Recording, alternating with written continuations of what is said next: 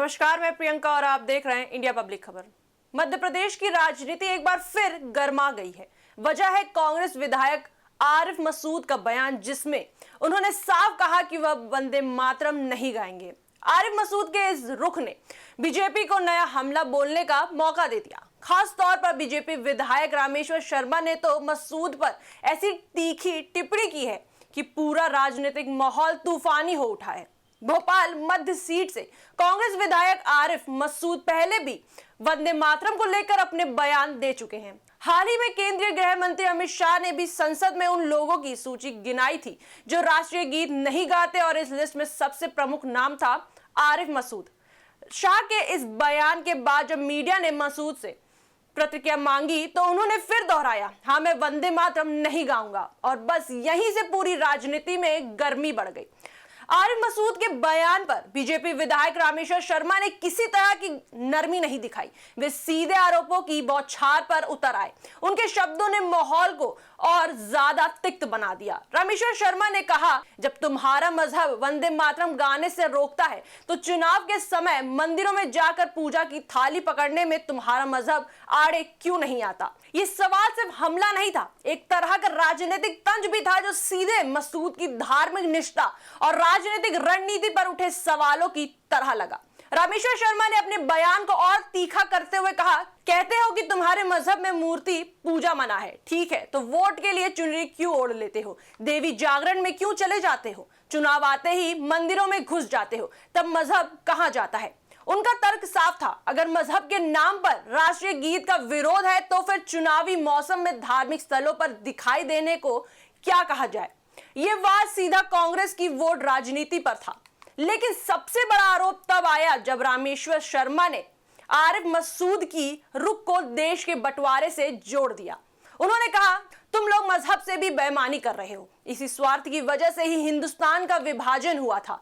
पहले जिन्ना ने स्वार्थ दिखाया, आज तुम वंदे मातरम की 150वीं साल पर इसे गाने से मना कर रहे हो। आज भी तुम जिन्ना की मानसिकता लेकर चल रहे हो। यह सीधा, कठोर और बेहद उग्र आरोप था जो किसी भी राजनीतिक माहौल को पल भर में विस्फोटक बना सकता है। अपनी बात का विस्तार करते हुए रामेश्वर शर्मा ने जनता से एक बेहद भावनात्मक सवाल पूछा।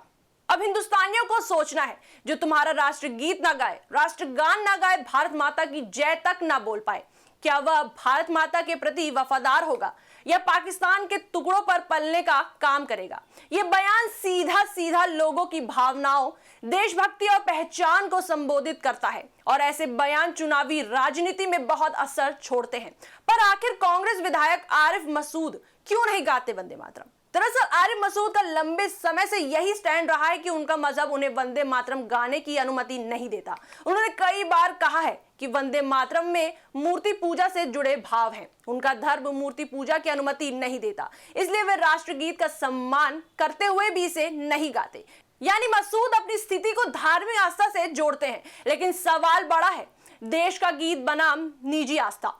यही विवाद की सबसे अहम जड़ है। बीजेपी का कहना है कि राष्ट्रगीत देश की पहचान है, इसे गाने से इनकार करना देश के सम्मान का अपमान है। दूसरी ओर कुछ लोगों का तर्क है, धर्म के कारण कुछ पंक्तियों से असहमति हो सकती है, लेकिन इसका मतलब देश से निष्ठा पर सवाल उठाना नहीं होना चाहिए। यानी मामला सिर्फ गीत गाने या ना गाने का नहीं, ये बहस संविधान, आस्था, राजनीति और राष्ट्रवाद तक फैल चुकी है। अब एक नजर इस बात पर भी डाल लेते हैं कि आखिर राजनीति में यह विवाद इतना बड़ा क्यों बन जाता है।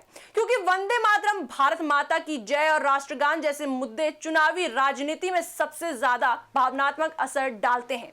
ये ऐसे विषय हैं जिन पर दो राय होना मुश्किल माना जाता है। विरोध होता है तो वो तुरंत देशभक्त बनाम देश विरोधी खांचे में डाल दिया जाता है, और चुनावी मौसम में ये एक बड़ा नैरेटिव बन जाता है। इसलिए आरिफ मसूद का ये बयान बीजेपी के लिए एक बड़ा राजनीतिक मुद्दा बन गया है। वही वंदे मातरम पर विवाद नया नहीं है, लेकिन हर बार ये और बड़ा रूप ले लेता है। इस बार आरिफ मसूद के बयान और रामेश्वर शर्मा की तीखी प्रतिक्रिया ने इसे और विस्फोटक बना दिया है। अब देखने वाली बात यह है कि क्या यह विवाद आगे भी राजनीतिक बहस को दिशा देगा या फिर आने वाले चुनाव में यह मुद्दा वोटों पर असर डालेगा। जो भी हो, मध्य प्रदेश की राजनीति में इस मुद्दे ने नई चिंगारी जरूर भड़का दी है। फिलहाल के लिए इस वीडियो में इतना ही। ऐसी ही तमाम देश और दुनिया से जुड़ी बड़ी खबरों के लिए जुड़े रहे इंडिया पब्लिक खबर के साथ।